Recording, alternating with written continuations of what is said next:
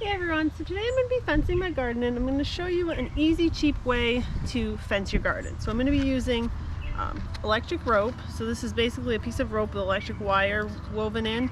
And what I'm using, this is actually a free sample with fencing that we had for our horses. And I'm going to be holding it up with T-posts and just these temporary push-in posts for electric fencing. All right, so let's get started. So I'm going to be putting a T-post in every corner because just the temporary push-in posts you can't really pull tension against and get your fence nice and tight. So a T-post in each corner will give the fence a little more stability. So to put those in, I'm using a post pounder. This is a million times easier than hammering your T-posts in.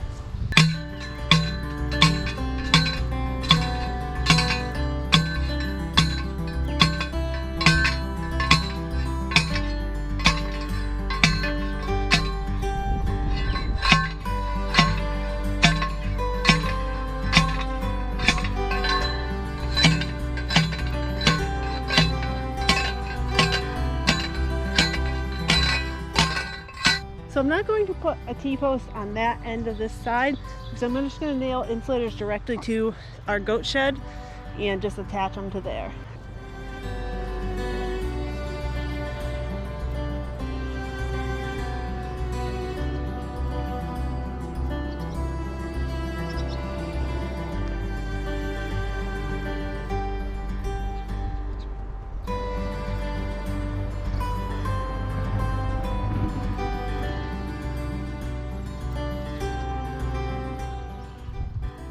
Okay, so I have my posts all in. Next I'm going to put my insulators on them. So I just have plastic clip-on insulators and I'm going to put 2 on each of my T-posts.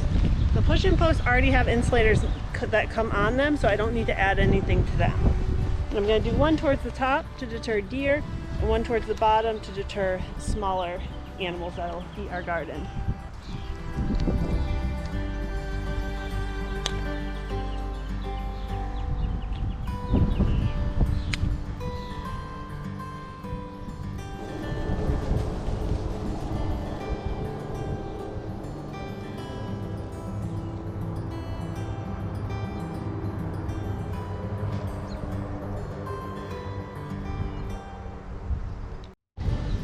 Okay, I have my insulators all on, so the next thing I'm going to do is string my wire.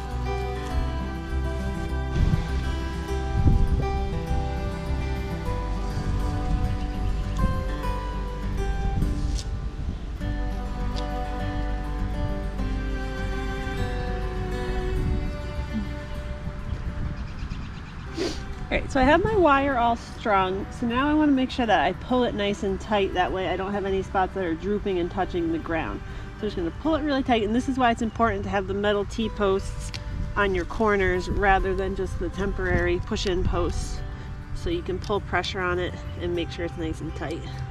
And then I'm just going to tie it off.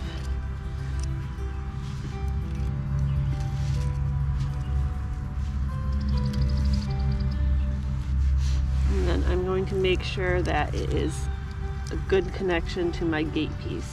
Whenever you have electric wire and you're using multiple pieces, you always want to make sure that wherever there's a break in the wire, that you have a good connection, or you'll lose power and that section of the fence won't be very strong.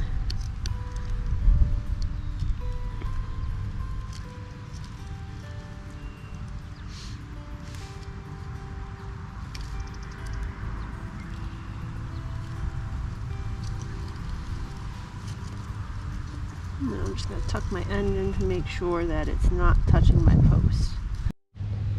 So I have my fence for the garden completely strung. I made sure I pulled it nice and tight. So it's important to make sure that your fence is only touching your insulators, not your metal posts, because if you have it around your posts, that'll ground it out, and that you don't have any grass or weeds or anything touching it, because that'll all make you lose power. What I'm going to be using to charge my fence is a solar fence charger. So this doesn't need to be plugged in anywhere, it just charges off the solar panel and has a battery inside. So I'm not going to hook this up yet tonight because my garden fence ties into the goat fence and I don't have that section done yet.